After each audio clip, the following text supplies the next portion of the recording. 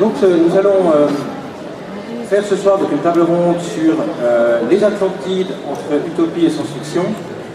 Bon, toute la question de savoir si l'Atlantide est un terrain de jeu pour la science-fiction ou plutôt aussi une possibilité de réflexion politique pour la science-fiction. Voilà, donc je vais vous présenter les différents intervenants. Alors, je vais faire un peu dans l'ordre. Alors, je commence par Lionel. Et donc, il y a Lionel Davout, à côté de moi, qui est donc traducteur et écrivain, et qui est également biologiste marin de formation. Il a publié Le mystère Léviathan en 3 volumes aux éditions Don Quichotte, en 2011, 2012 et 2013. Et aussi le recueil de nouvelles L'importance de ton regard chez Rivière Blanche en 2011 et La volonté du dragon chez Critique en 2010. Voilà. À côté de Lionel Davout, il y a Vincent Gessler, écrivain suisse, qui lui a publié Cygnus et Mimosa comme roman aux éditions La Talente. Lui, il a aussi une formation donc historien, et je crois qu'il fait un peu d'archéologie aussi depuis longtemps. Donc, ça correspondra bien à notre thème. À côté de moi, de côté, nous avons Natacha Vasquez. Qui est professeur de lettres à l'Université de Bordeaux, qui a obtenu le Grand Prix de l'Imaginaire pour un livre qui s'appelle Les Français qui ont écrit demain, publié aux éditions Honoré Champion en 2013, qui a écrit aussi un ouvrage de Régis Messac en 2012, et qui est donc une spécialiste de la littérature de l'utopie et de la science-fiction française. Voilà, et à côté de moi aussi, il y a Loïc Biot, également universitaire, essayiste et traducteur, spécialiste de la littérature imaginaire et des romans d'aventure, particulièrement au sujet du monde perdu. Loïc Biot aussi, directeur du CERLI, le Centre d'études et de recherche et de littérature de l'imaginaire. Voilà. Il a publié différents ouvrages sur l'Atlantide et des thèmes proches, comme L'éternel déluge aux éditions Édith, ou l'Atlantide de A à Z, une sorte d'encyclopédie autour de l'Atlantide. Plus récemment, il y a un ouvrage qui s'appelle L'imaginaire médical dans la science-fiction et le fantastique. Donc voilà, pour la présentation de nos participants. Voilà.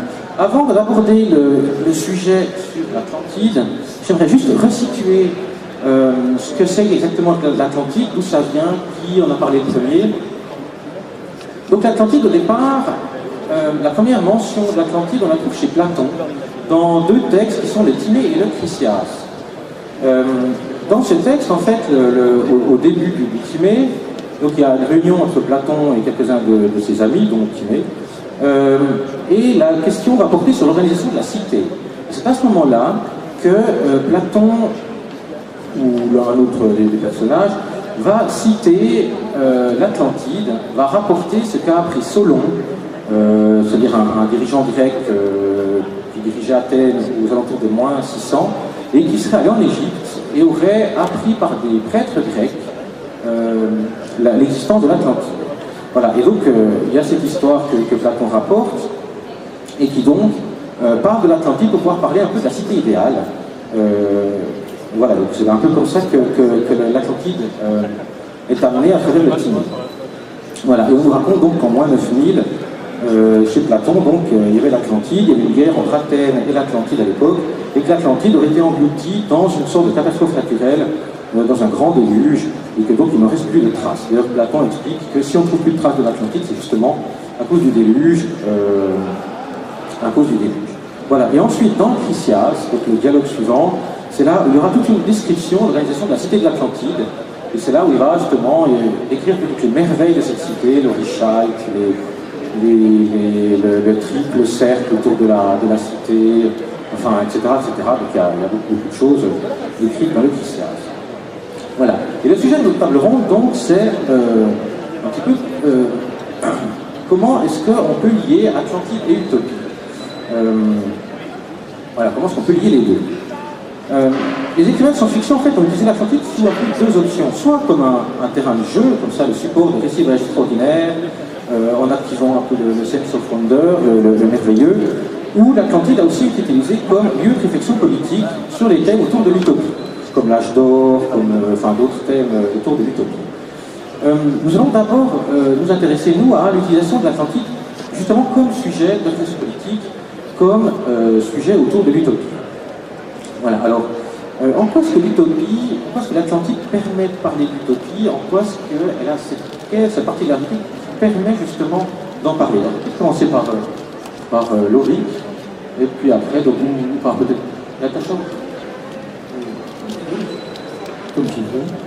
Bon, alors, comme je veux. Juste pour compléter la présentation qui a été faite, c'est sûr qu'on ne peut pas passer tout de suite de l'Atlantide à l'utopie, d'abord parce que le mot utopie n'existe pas avant 1516, et on ne pourra utiliser le terme utopie que rétrospectivement par rapport à certaines œuvres. Alors, en deux mots, pourquoi l'Atlantide peut être considérée comme une utopie? D'abord parce qu'on considère que la première utopie de l'histoire est la République de Platon. Et bon, les spécialistes de Platon ont fait des parallèles entre la République et l'Atlantide. Alors, moi, ce qui m'intéresse, c'est le rapport de l'Atlantide à l'imaginaire. Je ne suis pas scientifique, je ne suis pas spécialiste des textes grecs, mais en deux mots, j'explique quelque chose qui me semble absolument fondamental. Il y a deux textes, comme vous l'avez dit, le Timée et le Critias. Dans le Timée, on raconte la mort de l'Atlantide. Et curieusement, alors que le Critias suit le Timée, d'un seul coup, on a la description d'un monde quasiment parfait. Donc, ça a beaucoup intrigué, disons, ceux qui, à partir, disons, 16e, 17e siècle, ont commencé à imaginer des Atlantides. Et ils se sont dit, comment ça se fait qu'on peut passer de l'Atlantide qui disparaît, d'ailleurs elle ne disparaît pas naturellement dans un déluge, hein, il faut se souvenir que l'Atlantide, elle disparaît parce que les dieux ont décidé de faire disparaître l'Atlantide, c'est un châtiment, hein, c'est l'hubris des Grecs, c'est-à-dire que les Atlantes, dans leur démesure, ont essayé de rivaliser avec les dieux. Donc on les punit et on fait disparaître l'Atlantide. Alors, ça se termine mal, et puis on lit le Critias, et d'un seul coup, on a l'impression, alors je vais employer un mot fort, mais ça explique toute la floraison des Atlantides fantastiques et de science-fiction, c'est la Renaissance. On a franchement l'impression que l'Atlantide n'est pas morte. C'est un empire gigantesque qui s'étend vers l'Est. Les Atlantes projettent d'envahir pratiquement ce qu'on appellerait l'Europe, etc. Donc jusqu'à la Grèce, etc. Donc, d'une certaine façon, il y a là un problème, comment dire, il y a une stimulation de l'imaginaire qui va se faire et qui me paraît absolument fondamentale pour voir tout ce qui va se passer.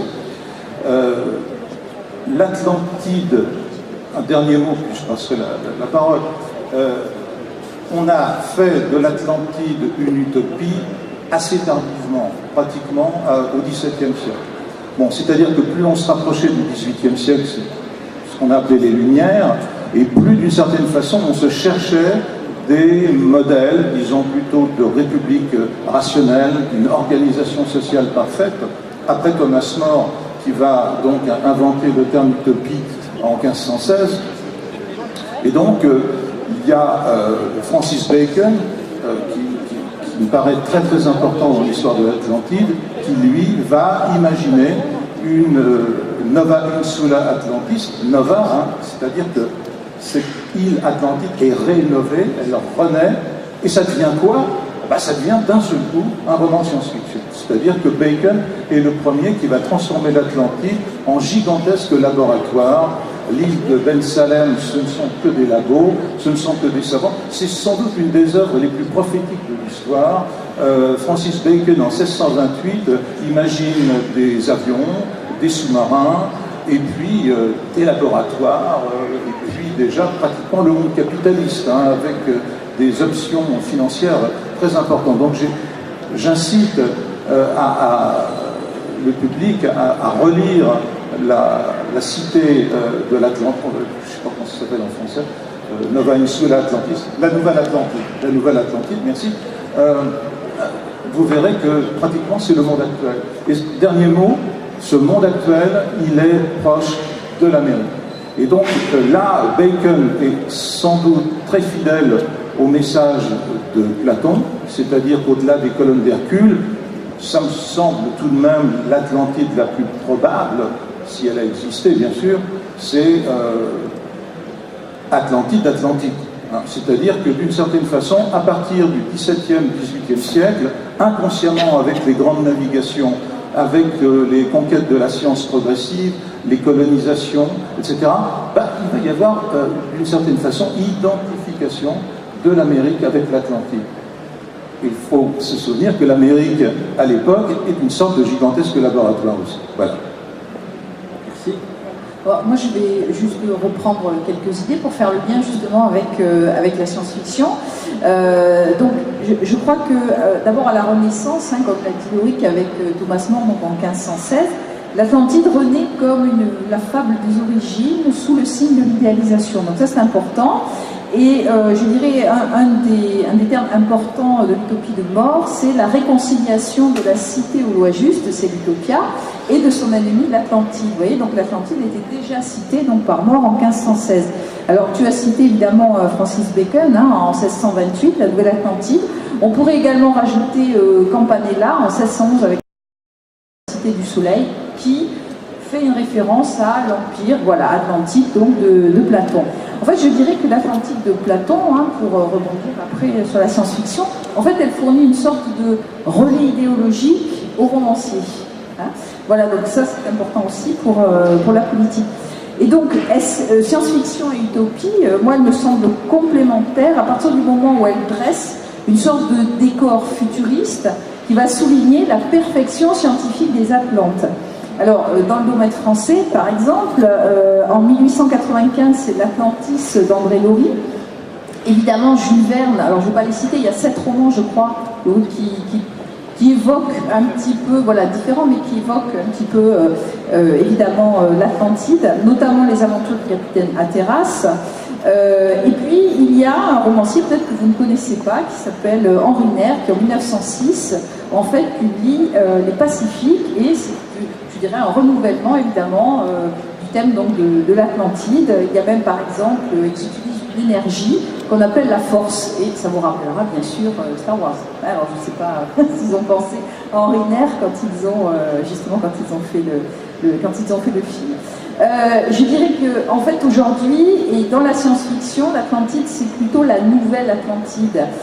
C'est-à-dire l'utopie de demain, c'est la civilisation parfaite. C'est une civilisation, en fait, qui, je pense, renaît plus ou moins de ses cendres, pour revenir, évidemment, à l'imaginaire de l'Atlantide. Et puis, je finirai simplement par citer un autre auteur français qui, en 1921, dans les aventures prodigieuses de Miraculous, il y a un des numéros s'appelle « À la découverte de l'Atlantide ». Donc vous voyez que même au tout début du XXe siècle, l'Atlantide est quand même très présente, notamment chez les romanciers français. Alors je ne vais pas citer tous les romanciers évidemment américains, parce qu'il y en a énormément, mais ça va permettre de faire le lien justement avec la science-fiction. Voilà. Merci beaucoup. Je vais me tourner maintenant vers les deux écrivains qui sont sur scène. Leur demander aussi en quoi ces récits d'Atlantide ont pu aussi les inspirer, ou comment eux aussi voient ce rapport entre Atlantide et l'utopie. Voilà, je sais pas, je vais commencer peut-être par Vincent. Pour moi, l'Atlantide, c'était dans les années 80, l'Empire des Cinq. Voilà, ça c'était mon premier contact avec l'Atlantide. Puis après, c'était les Cités d'Or. C'était pas Campanella. Et c'était quelque chose qui est déjà passé dans ma culture, des images fortes de civilisation engloutie. Par contre, ça n'a pas de résonance extrêmement contemporaine, parce que l'Atlantide, ça évoque pour moi des bonhommes avec des gros masques des années 50, des grandes palmes, des bonhommes sirènes avec des espèces de branchies. Et finalement, ce qui est rigolo, c'est de voir ce qui pouvait être la pointe de la science-fiction à un moment donné, quand on travaillait sur l'Atlantide. Pour moi, aujourd'hui, est très connoté et très chargé d'un côté vieille SF, une série des années 80. Oui, c'est ce que j'allais dire, il y a une série dans les années 80 avec Patrick Dufy. Voilà, l'homme de l'Atlantide. Ça s'appelle l'homme de l'Atlantide. Et donc, c'est quelque chose qui est passé dans l'imaginaire. Et moi, l'aspect qui m'intéresse dans l'Atlantide, c'est ce qu'il représente en tant que mythe et en tant que récit énoncé à l'époque. C'est sans doute c'est sans doute anachronique de qualifier d'utopie, comme le disait Loïc Guéot, mais c'est un mot bien commode finalement, donc moi ça ne me dérange pas de l'utiliser et de dire que c'est une forme d'utopie, en tout cas il décrivait quelque chose d'idéal à travers un récit, et en cela sa tentative ressemble à celle des utopistes du XVIe siècle. Et alors on ne sera peut-être pas d'accord avec Anthony, on en parlait tout à l'heure en amont, finalement ce qui est rigolo c'est qu'on parle d'un récit, on est dans le mythe, on est dans quelque chose d'inventé, et finalement, à un moment donné, on se dit, oui, mais si c'était vrai, parce qu'il y a quand même quelques informations géographiques au-delà des colonnes d'Hercule, qui sont battues avec les Grecs, et il y a le doute, et si, et d'ailleurs, c'est intéressant de voir que Loïc Guéot aussi a dit, d'ailleurs, si ça existait, c'est probablement dans l'océan Atlantique. Et en fin de compte, on est donc dans une utopie qu'on cherche à réifier, on cherche à lui donner une place réelle dans notre monde. Et après, on pourra s'amuser à dresser tout l'historique des gens qui sont amusés à situer l'Atlantide un peu partout dans le monde. Ce qui m'intéresse, c'est pas tant de la situer réellement, qu'il y a une géographie imaginaire, et on est dans un texte, à mon sens, qui est à l'origine imaginaire. On est dans une fiction élaborée par Platon, qui est récupérée à un moment donné et réifiée. Il y a des gens qui vont vraiment chercher l'Atlantide. On a des gens dans les années 70, 60 comme Edgar Cayce qui vient de dire l'Atlantide ressurgira, et c'est vrai, et on cherche des sites au Japon et puis aux Bahamas, des sites archéologiques, et le mythe, le récit, on se l'approprie à tel point qu'on l'intègre dans le réel. Et peut-être que la science-fiction, elle a ce travail à faire qui est de récupérer cette matière et de la ramener dans la fiction, de la sortir du réel pour la ramener dans la fiction. Et peut-être un des travaux de l'utopie, c'est ça aussi, c'est de se dire que les utopies, c'est pas vrai, malheureusement. On peut en faire quelque chose de réel et les ramener vers la fiction, c'est pas une mauvaise chose, je pense. Utopos, la désignation même de l'étymologie d'utopie, donc qui est un mot créé par Thomas More, c'est le lieu qui n'existe pas, ou Eutopos, le lieu où l'on est bien. Donc c'est de toute façon un lieu imaginaire. Je pense que justement cette dimension que tu évoques sur le fait qu'il y a de la documentation pour dire c'est au-delà des colonnes d'Hercule. D'ailleurs, ce qui est assez marrant, c'est quand on regarde une carte des fonds marins, il y a une plaine abyssale à peu près 400-500 km au large de Gibraltar, qui est une forme de croissant. Ça ressemble vachement à un atoll volcanique.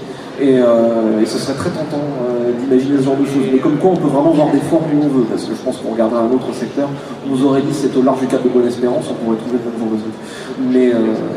Mais je pense que justement le fait qu'il y ait ces éléments qui donnent une forme de crédibilité au truc-là, c'est ce qui en fait des terrains de jeu fictifs qui sont absolument royaux et qui sont quasiment irrésistibles quand on est un auteur, parce que quand on écrit une histoire, forcément c'est de la fiction, donc par définition c'est pas vrai, mais si on peut mettre 2-3 petits éléments qui vont permettre d'emmener le lecteur et aider le lecteur, le but est évidemment pas de lui dire que l'Atlantide existe puisqu'on écrit de la fiction, c'est écrit dessus, c'est pas vrai, mais si on peut jouer à faire comme si ça pourrait peut-être, parce que Platon l'a dit, c'est évidemment super tentant.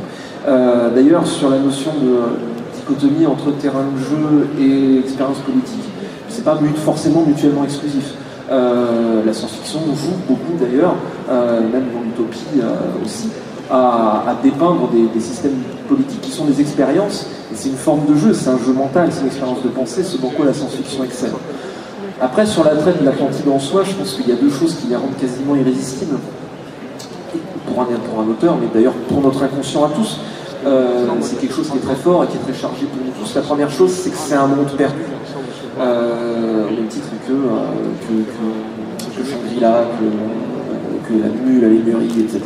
Tous ces mondes-là qui sont un peu, qui font partie du mythe et qui stimulent l'imagination, même encore aujourd'hui où sur la planète on peine à trouver des endroits inexplorés, donc ça tout ce qui est inexploré forcément, ça stimule l'imagination. Le deuxième truc qui je pense fait de l'Atlantide un mythe irrésistible, c'est que c'est un mythe de paradis perdu.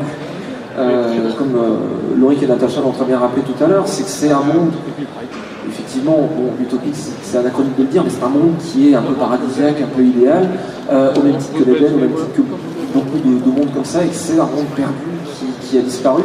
Et c'est très tentant. C'est alors c'est pas vraiment, c'est pas une utopie, mais le fait d'avoir un monde comme ça, construit par les hommes, qui est frappé par la foudre divine, ça a rapproché de la tour de Babel.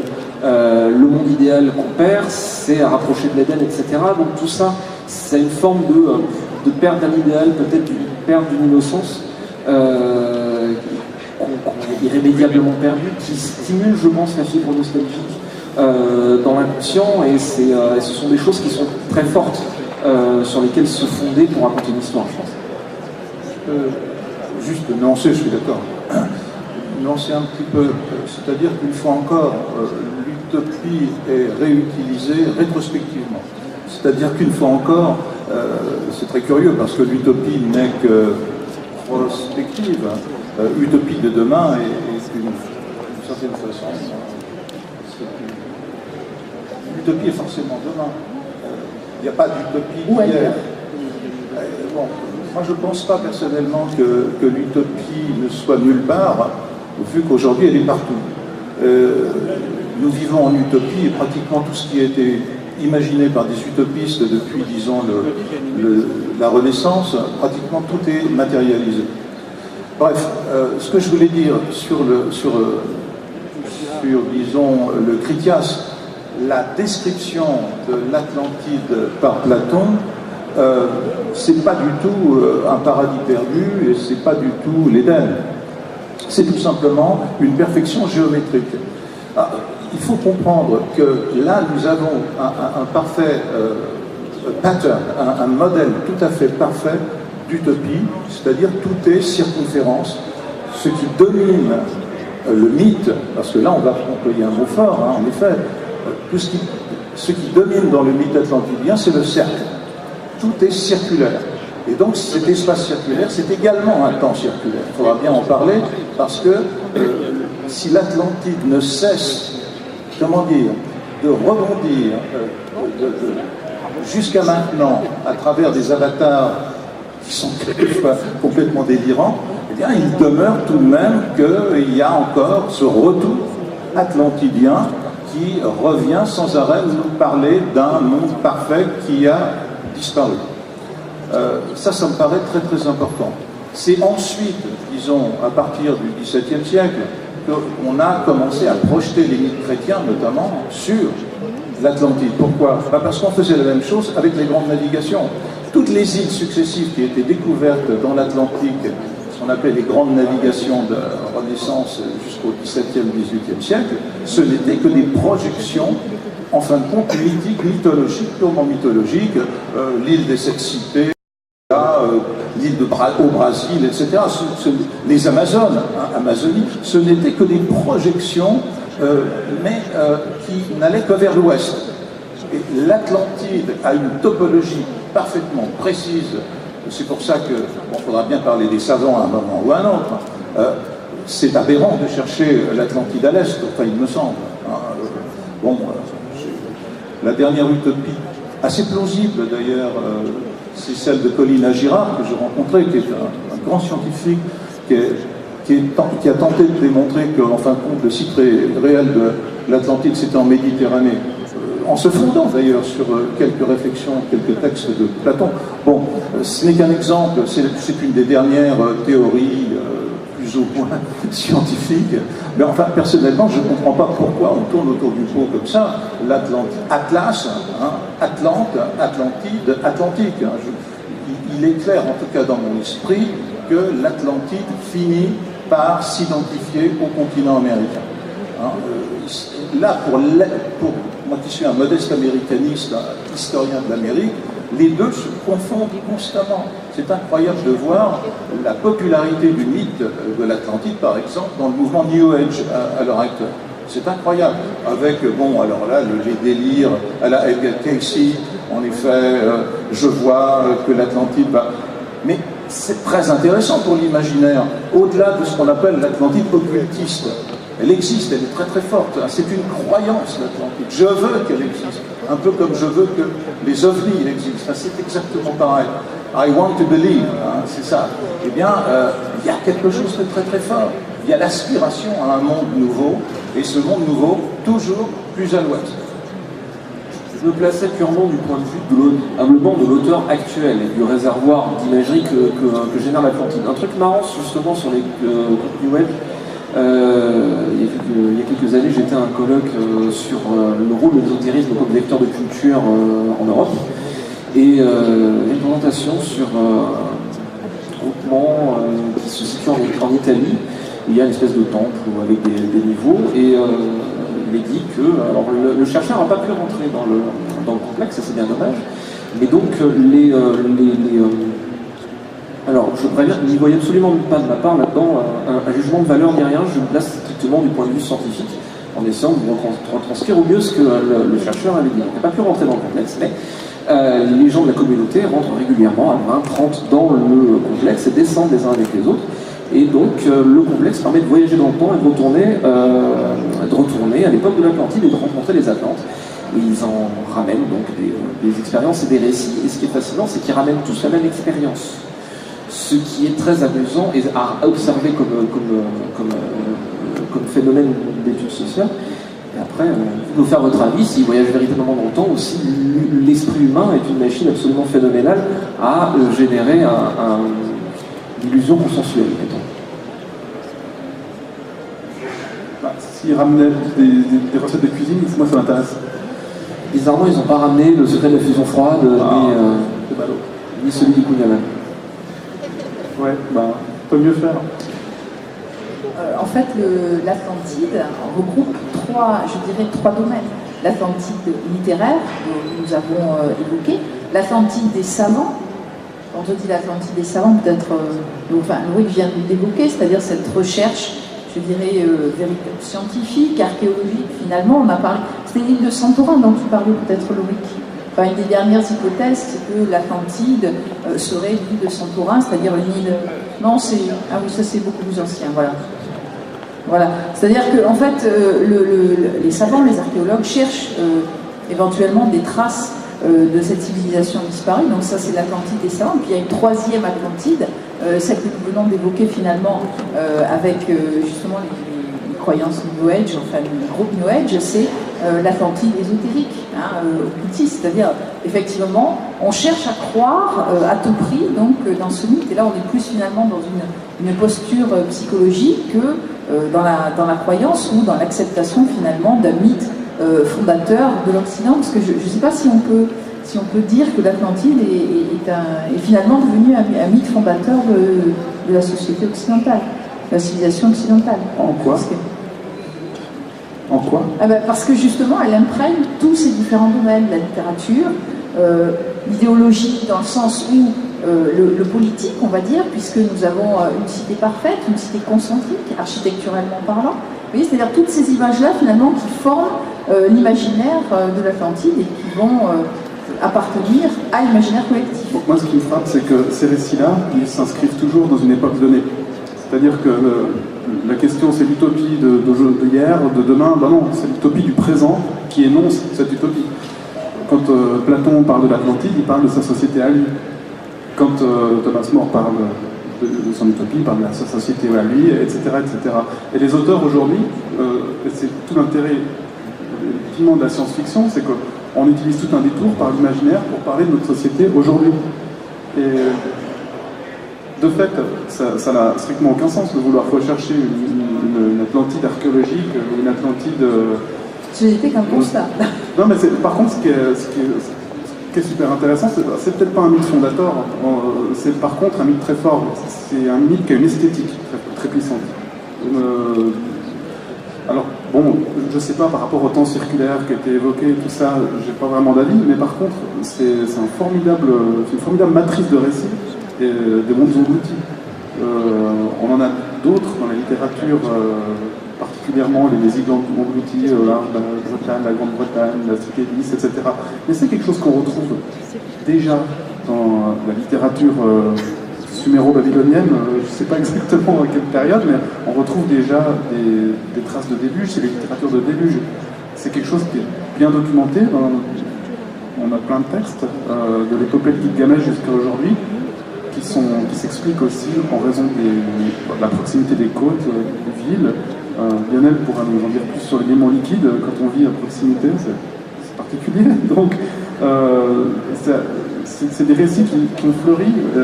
Platon était sans doute de loin pas le premier à évoquer ce type de récit, mais c'était peut-être le premier, en tout cas la première trace qui nous est parvenue d'un récit aussi orienté et précis et avec une volonté de paraître vrai. Parce qu'on n'a pas dit, mais au fond, le récit mythique, mythologique, et là, vous me contredirez, vous préciserez si vous n'êtes pas d'accord, mais chez Platon, pour ce que j'en ai compris, c'est raconter une histoire de manière efficace, pour convaincre son auditoire. Et il n'y a rien de plus efficace que raconter une fiction qui met en scène ce qu'on veut dire. Et il me semble là-dedans que s'inscrit ce mythe de l'Atlantide. Voilà. À partir de là, peut-être avec cette formalisation-là, et puis cette espèce de détour par le savoir antique des Égyptiens, toujours mystérieux, ça fascinait à l'époque, ça fascine encore aujourd'hui, eh ben, il y a une saveur, il y a une esthétique de l'Atlantide, il y a une vraie poétique. Et je pense que c'est pour ça que ça marche très très bien en termes de fiction, et en particulier de science-fiction.